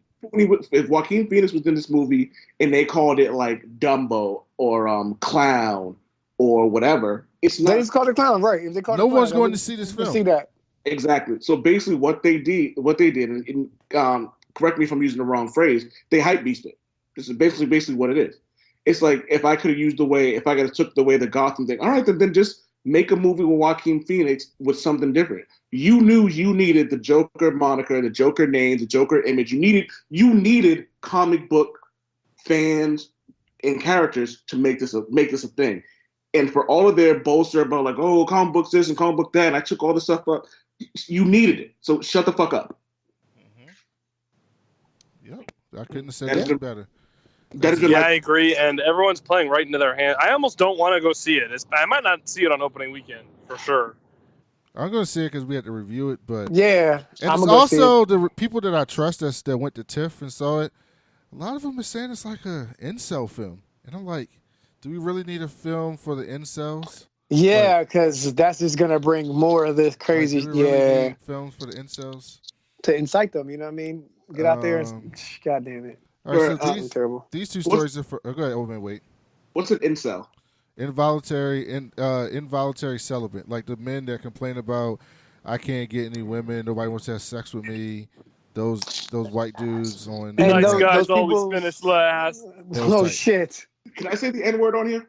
Yes. Yeah. I said nigga like 87 times. So, bitch-ass niggas then? Yes. Okay. Yes. Mm-hmm. Oh, I'm not going to say the type of guys that are like... the type of guys that are all like, oh, they've never picked the nice guys like me, and they call them a bitch when they don't respond. It gets way worse than that. It's like I don't have the chin structure that you're looking for. You women, fuck you guys. Like they hate women because they think women don't want them and that they should be they're there to have sex with them and they don't want. It's like really bad. And so I've read a bunch of stuff saying this was like an ode to incels. And white men who basically fail at their job and then get mad at everybody else and take it out on them. So basically, it's the villain from Jessica Jones, but he's the star. Kilgrave. Yes, but Kilgrave seemed to be way more successful. But yes, very similar than Kilgrave. The dude from season 3. Oh, I didn't see season 3 yet. I've never seen one episode of Jessica Jones. So. Yeah, he's missing. Long story short, it was a dude who hated Jessica Jones. He basically hated women essentially. And it's funny, and I'm not the guy who will go on and read all these articles about how they hate a character or they hate a whatever because of like what they represent. But it was funny. A black writer, and I wish I remembered her name, was talking about how this movie basically sensationalizes a white man who commits a bunch of crimes, creates a violent cult, and then gets popular and fame out of it. And I was like, oh shit, that's exactly what it is. That's exactly what it is. what it is. Yeah, definitely. This one's for you, Mike. Don't worry, Apple Arcade exclusives can still come to consoles. So, Mike, did you hear about the Apple Arcade gaming subscription that costs $4.99 a month? Yeah. And it will allow you to play games across all different iOS backgrounds. But apparently, you can download those games separately, and eventually they're going to come to other devices. Now, this Xbox Game Pass is really the Xbox Game Pass new one is really going to be groundbreaking in the gaming industry because they're putting real live games on that shit. Like Gears 5 is going to be on Game Pass. And so if they do a successful online streaming platform where you pay $10 a month or whatever and you get all these new games, that's really going to change how gaming works. Yeah. And because it's affordable for everybody, and then it's just going to get more people. Yep. Speaking of that, Tuesday is the State of Play from Sony PlayStation State of Play. So it's like their presentation coming up this Tuesday. Mike, what are you expecting from this presentation? Do you expect to see PS5 revealed? Probably. I mean, we've been hearing the news about it for so long. A year. By the way, this is a big week for the industry in general because there's the Sony one, there's the Oculus keynote. Is that this week or next week? It's one of these 2 weeks. There's that.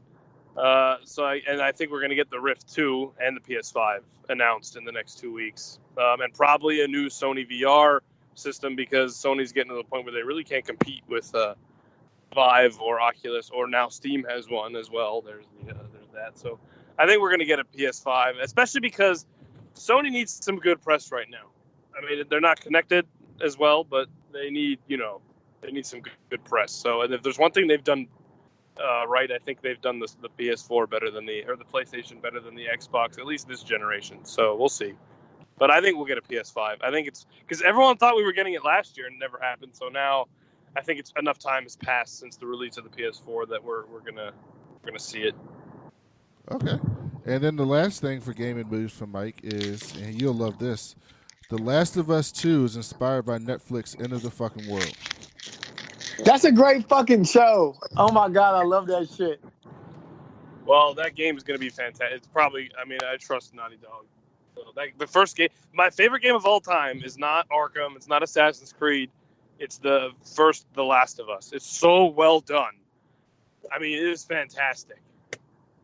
And if none of you have played it, that should be it right. I mean, that game is so it's just amazing. So the acting is good, the plot is good, the story is good, the music is good. It's an emotional story. It's a fun game to play. Mike, are you gonna get Monster? Are you gonna get the new Monster Hunter? I don't know. Maybe. I mean, I never really got into that, but people say they love that shit.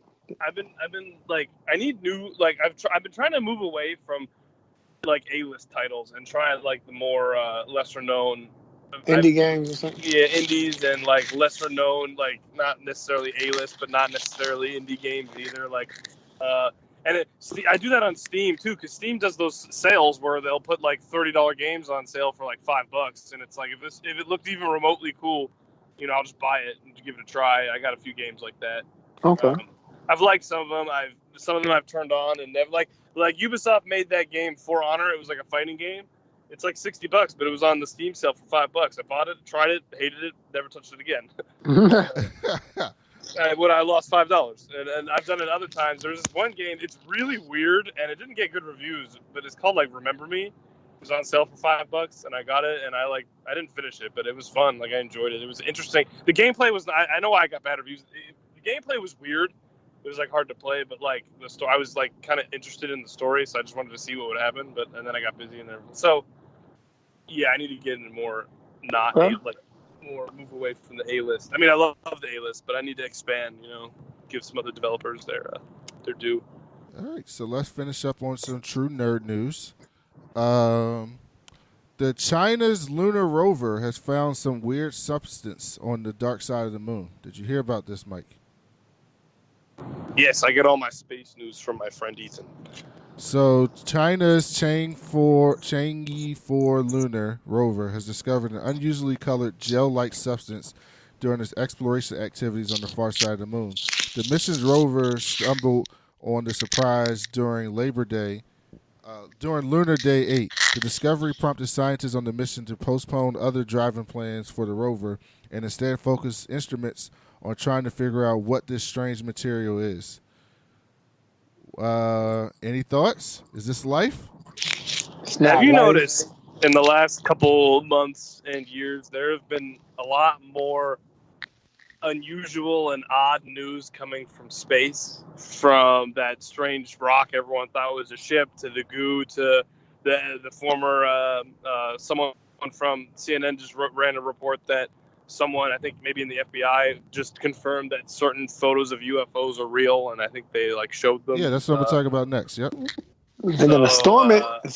We gotta build that momentum. I'm just saying, all this news in such a short period of time, and I know I'm leaving out some stuff. Mike, are you joining the crew that's going down to Area 51? That happened yesterday. 1,500 people showed up, and they all 2 people have been arrested. Old man, wait. What do you think? Are you into UFO shit? It's KY Jelly. Yeah. Yeah, they fucking on the moon. Yeah, they fucking on the moon. Okay. All right, so yeah, China got a rover on the dark side of the moon. Found some gel-like shit. Get to the next one, Brandon. Get to the next one. If you guys want to hear, so my friend, he works for NASA. He's pretty. Our cousin works for NASA. We didn't even fucking know that shit. No, I didn't know that. But did you know that an entire light, I don't know if it was a galaxy or a planet or whatever it was, some sort of whatever, something that's been there forever has just disappeared. And on the plus side, something just showed up in not our solar system, but in our galaxy. Something random just popped up out of nowhere. Oh shit! Weird things are happening up there in space. Weird things are. I wouldn't be surprised if some weird, some actual contact happens before I die. I feel like that's enough time. I want that shit to happen before. I can't take that kind of anxiety. I'm good. I can take it. We watched The Expanse. We about this life, yo. Listen, here's the thing. It's I've come to the conclusion that there are certain things that you have to do even if it's going to kill you. For example, if I'm about to get sucked into a black hole for whatever reason, it's all right, well, this is a unique experience. I guess. What? I guess I don't really have a choice. I mean, the magnanimity of a black hole and the slim chances of me even trying to escape being successful. At this point, I might as well just experience it. I mean, there's a 90-something% chance you're going to get spaghettified and ripped apart and sent all over the known universe. But there's a small percent chance that I survive and end up on the other side of the universe and then die due to the extreme cold and pressure. Or maybe, I don't know, maybe I'll be like Matthew McConaughey when he was in the library. In the black hole and Interstellar? Yeah, I don't know. Hey, Mike. Mike. Hey, Mike. What? You're out of your fucking mind. Yeah. Yo, I've been told. Yo, no, absolutely not, man. The whole time they talk about the white shit you got into, I'm like, yo, y'all are being a little bit insensitive, but the more you talk about this shit, nah, I'm kind of with them at that point, man. Fuck that. No, I don't want to be alive for this. I don't want to be alive for signs. What do I look like? Oh shit! I was legit scared. That shit legit scared me though. Look, it's like if I'm diving and there's a portal opens up at the bottom of the ocean, I gotta go through it, even if I'm probably gonna die. Fuck white people. Oh, God damn. I gotta see. Okay, hold on. I got a good one for you. I went to Mexico on my honeymoon, and we went to this cave, and we're sitting in this cave, and this woman goes, "Oh yeah, I saw this thing, and they were talking about how it's places like this where you can end up and how aliens come to the other planet." I looked at her with 8 heads and got as far away from where she was sitting as possible. God damn, mine. I'm good. Listen, when Brandon said that there was a haunted lake in Georgia, half of me is considering going and checking it out. I have a desire to know what happens next. And that's why we're here, Michael. That's why black people are on North America, because of shit like that. Dude, because death and butt probes. What? Death and butt probes. That's what happens next. Yes. Hopefully in that order. I feel like they'd be nice. If I asked them not to put something in my butt, I feel like they would listen. So this is by NBC News. Navy confirms videos did capture UFO sightings, but it calls them by another name. The U.S. Navy doesn't know exactly what the, quote, unidentified aerial phenomena, that's what they call it, seen in the videos are. 3 videos posted online that have been described as being related to UFO sightings do indeed include footage of unidentified aerial phenomena, as a U.S. Navy spokesperson confirmed. But as for specifics, spokesperson Joseph Grandisher said the Navy doesn't know exactly what the objects are. The 3 videos, one from 2004, and 2 from 2015, show incursions into our military training ranges by unidentified aerial phenomena. The Navy has characterized the observed phenomena as unidentified. To the Stars Academy in Arts and Science, a group dedicated to pursuing research into UFOs and extraterrestrial life that was co-founded by rocker Tom DeLonge of Blink-182, helped bring attention to the videos. The 3 videos were posted by TTSA, the New York Times, 2017, and NBC New York, 2018. The video called FLIR-1 shows an oblong-shaped object which accelerates out of the view from sensors. The group says that video is from 2004 and the 2004 Nimitz incident. Gransher did not name the video in his emails, but said the video from 2004 sightings is from an aircraft from the carrier USS Nimitz. In the video called Gimbal, a crew member is heard saying, "Look at that thing," about an object that they said appeared to be going against the wind. One said they believed it was a drone. The video called Go Fast, which the group says is from 2015, shows an object that appears to be over water, and crews are heard asking, "What the fuck is that? What is that?" That's real shit. Since the inception of our show, I've always said aliens are real. So, and I'm with you. Oh yeah, I'm 100% with you. Like, the fuck? We can't be the only people out here. It might have been Neil deGrasse Tyson. By the way, since I'm a New York Comic-Con VIP, I'll be sitting front row at his panel there. But I think it might have been him.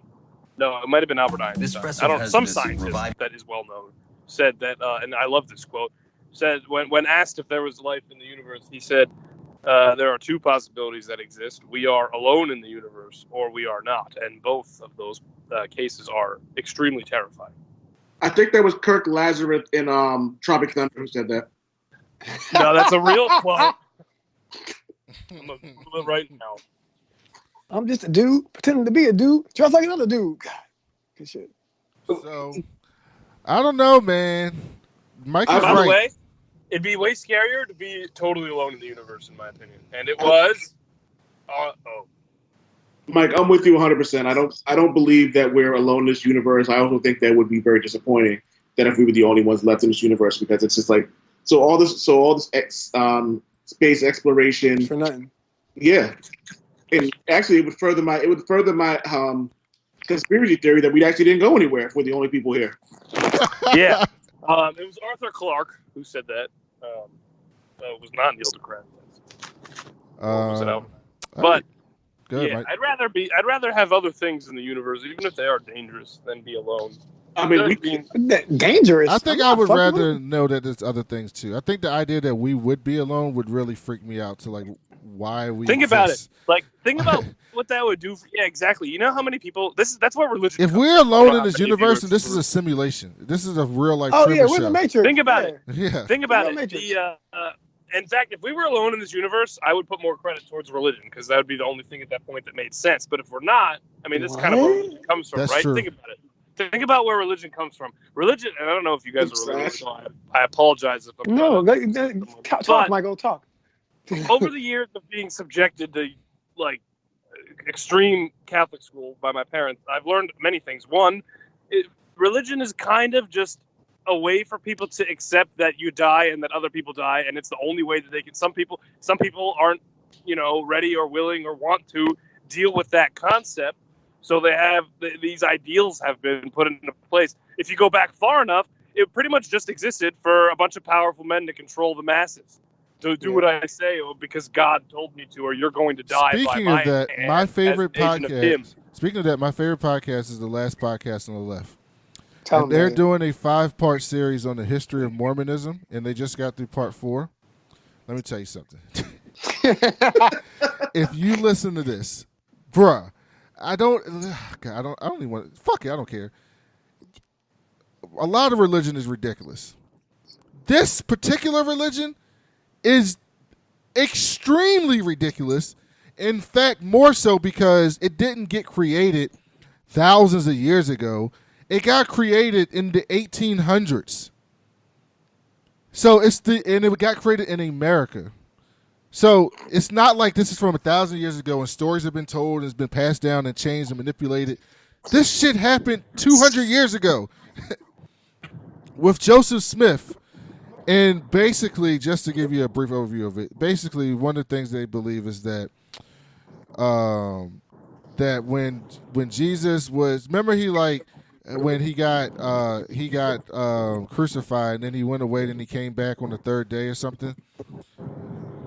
I don't remember the story, but anyway, in between that time, he came to America, and the Garden of Eden is really in Missouri, and they're called the Leophites and something else, and basically the white people in America, there were already white people here in America, not just Native people, and that it was because the reason why Native American people exist is because there was a fight between these two different white people groups, and their bad group got in trouble, and then God punished them by making their skin red.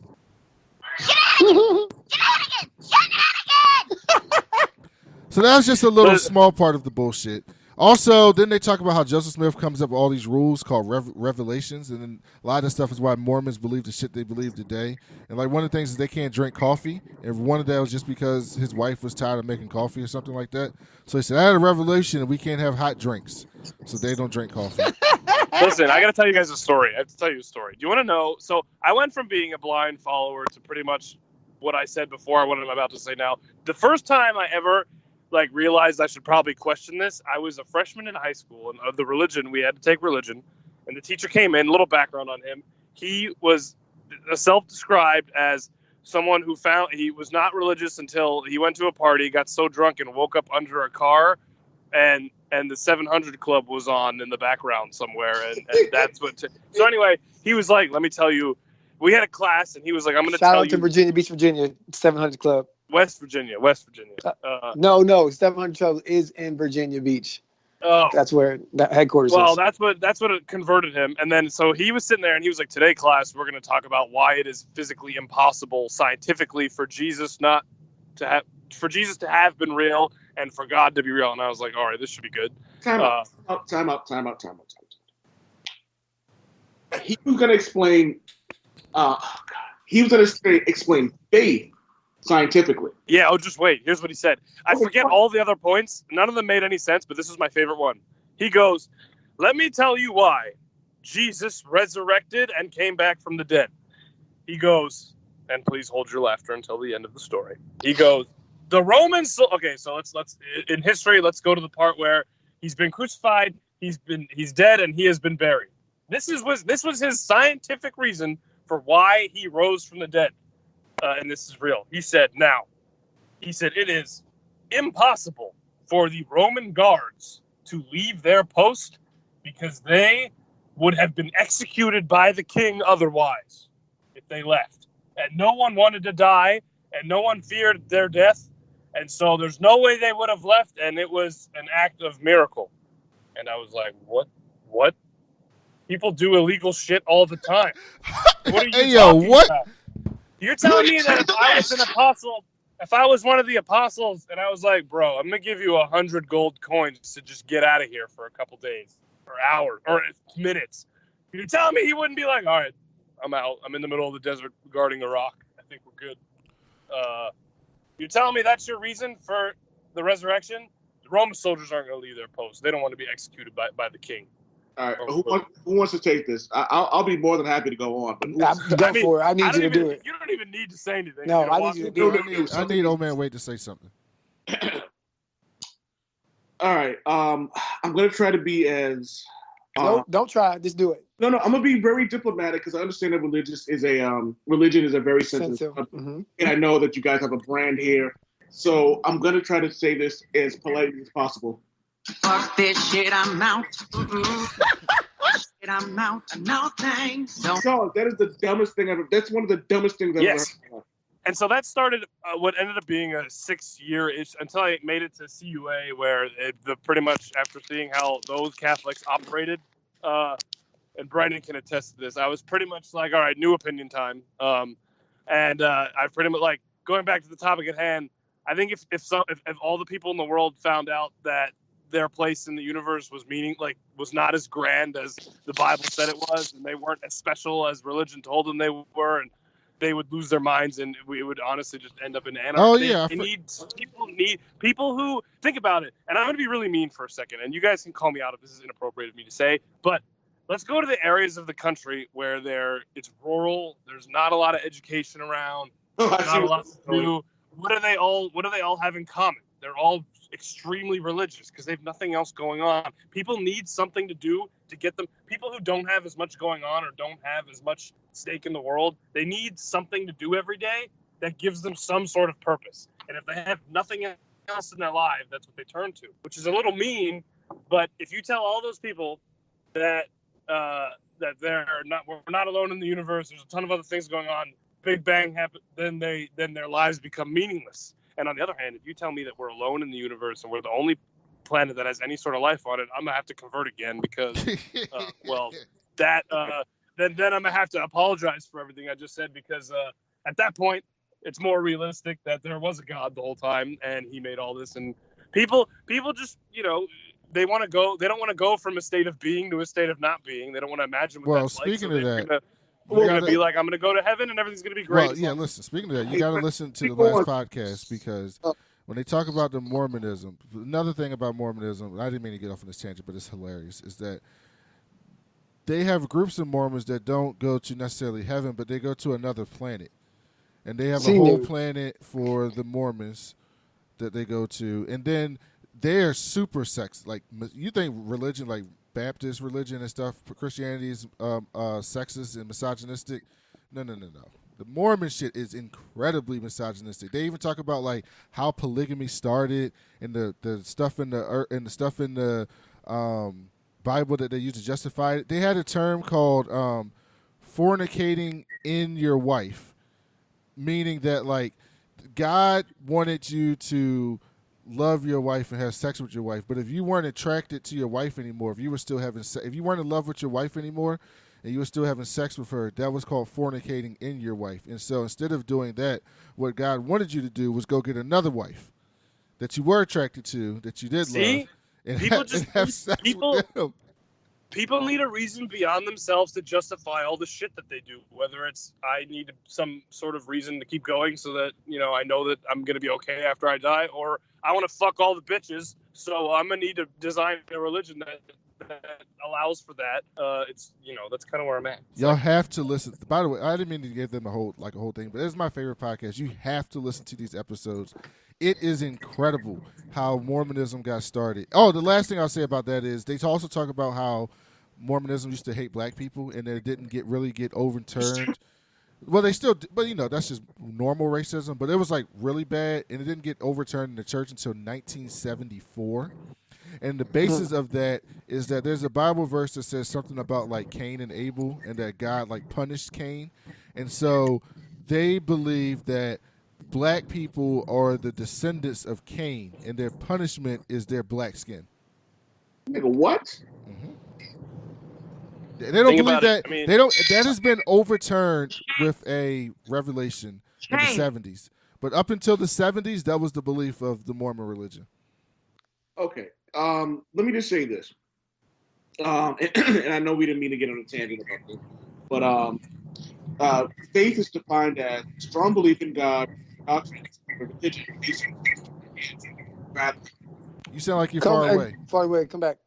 Basically, like faith is based on something that you can't really prove. It's a feeling you have, blah blah blah. So even like in our like hope that aliens are real, that's faith. That's a faith in something in general. Mm-hmm. But there's also science that kind of backs these things up. One of the scientific facts is that we keep finding things that we didn't know existed. So if we're finding things on this earth, this small little marble that exists in this vast space, it would serve that even if there's bacteria, that bacteria is still alien to our planet. That alone. We don't know if this jelly is actually something that's organic, something that's alive, something that's sentient. We don't know. Secondly, I used to be I wouldn't say devout, because I was, a kid in high school and I was a whore after I left high school. But that's But like the idea for me, my I wouldn't say lapse in religion, because I'm still a very, and I hate to be cliche, I'm a very spiritual person. I believe that I'm agnostic. I believe that there could be a higher power. I don't know in general. One of the reasons I left the church is when I realized how hypocritical, you know what I mean? Like one religion will tell you, oh, well, we don't believe in this and we don't believe in that. And it's just like, but all of them preach the same thing of being peaceful and accepting. So if every religion is preaching peace and acceptance, basically you guys are separated because you can't get a certain revenue into that. It all just seems like a money grab in or a power thing.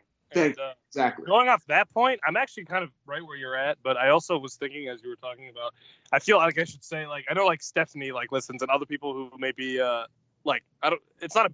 this isn't a bad thing, right? Like, I don't want people to think that I think religion is bad. Religion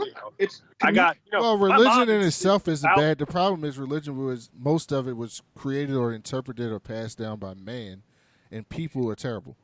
Yeah, and I'm not saying like if you're a religious person, like my mom is devoutly religious. I got a lot of friends who are. I mean, people who listen to the show are, people we've had on the show are. Right. It's not a bad thing. I don't want anyone to think that I think it's a bad. I feel like. But it is a bad thing when you use religion to justify biases and bigotry or get over on stuff. Yes. It's like, and I think being a computer scientist too, you can't be kind of in on something. You either have to be in a state of 1 or a state of 0. It is or it is not. And so if I don't know that it is for sure, then I can't get on board yet. That's kind of, and that's just kind of how I operate. But I'm not saying it's a bad thing, and I might be wrong. Who knows? I don't know. I'm not anyone important. I don't know anything about anything. It's just that's my opinion. Well, 1, you are important, so let's get that out the way. 2, one thing I will say that the one thing I loved about religion is the fact that like community. One of the things I loved about religion is like you bring a bunch of people together, and like I always left with this feeling of like happiness and joy. And like just like camaraderie and it's like family. One of the things that I think that just the world in general gets away from is the idea of like togetherness, and that's one of the things that I loved about like church. It's like we were one. And I think like you sound far away. Sorry.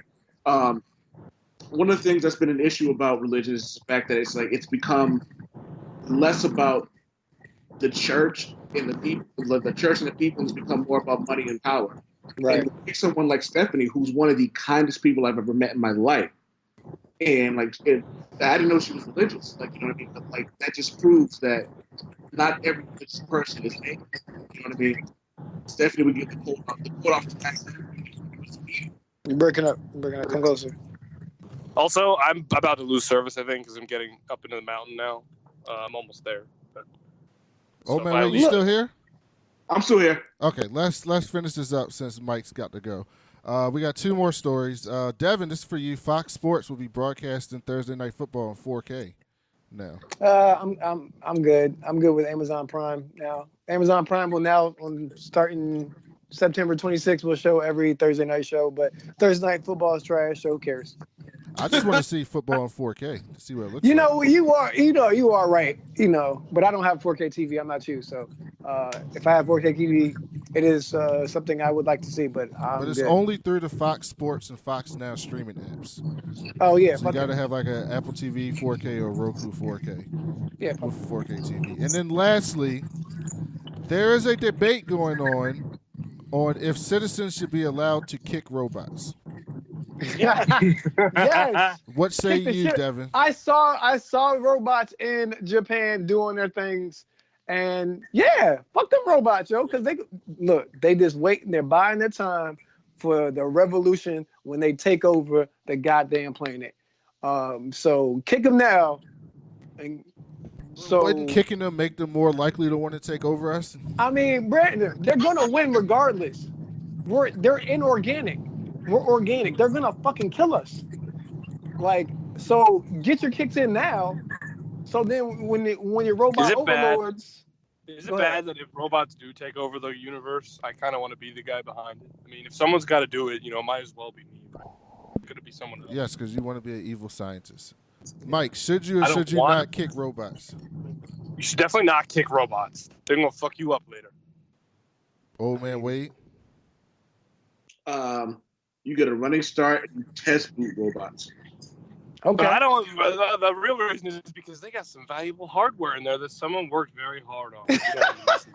There you go, Michael. There you go. Or those poor motherboards and circuits and CPUs. It's all so beautiful. Brandon, Also, where do you if I get fall eaten on by this? a bear, if I get eaten by a bear or drown in this lake on this trip, God's probably real and I probably pissed him off. Just so you guys know. I hope my mom doesn't listen to this. Every week she calls me, have you gotten a youth group yet to find your future wife? No, Mom. I'm not going to find my wife at youth group. You're not going to get along very well. Sorry.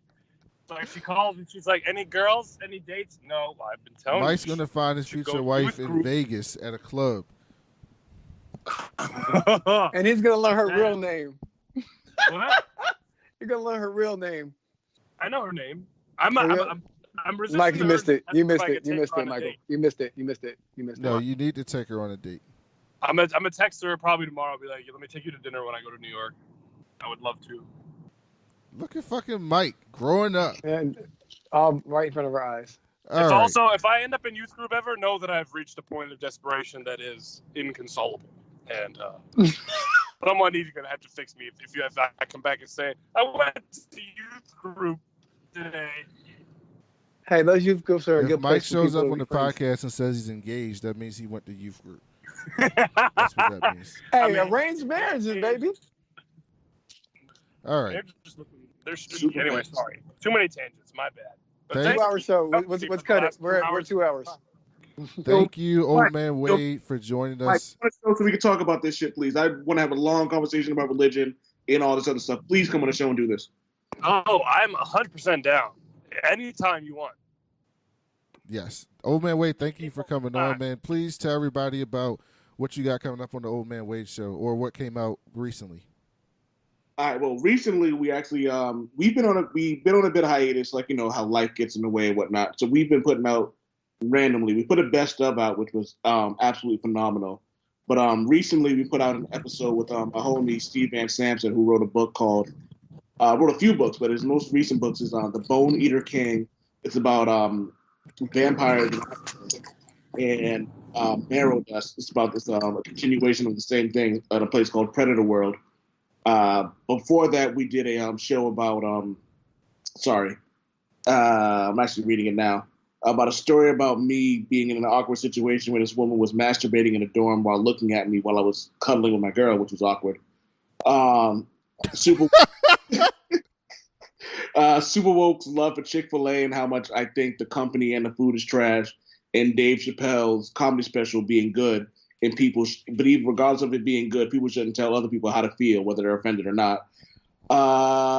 We finally got on Stitcher. We're on Stitcher, Apple, iHeartRadio, which apparently we've been on for a while, but I didn't know. iHeartRadio, and a bunch of other stuff, Google Play. So if you Google The Old Man Wade Show, you'll find us all over the place. You can get us all over there. Just Google that and you'll find us anywhere you listen to your podcast.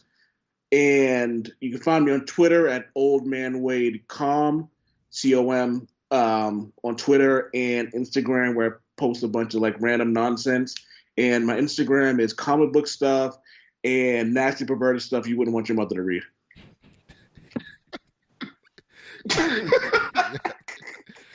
Yes, all of that. And also check out me and Old Man Wade do a show on comic books called Comic Book History 101, we've been on a bit of a hiatus because of all my shit going on with work and stuff. But now all that shit's over, so we can get back to getting on track and talking comic book stuff. So, like I said, we're going to do an episode in a few weeks or in a week or so, and then in October we're going to do our big X-Men Jonathan Hickman show, which I'm super excited for.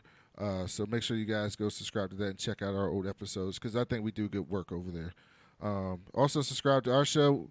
Leave us a 5-star review. We've gotten a bunch of 5-star reviews recently, but they've all been without comments.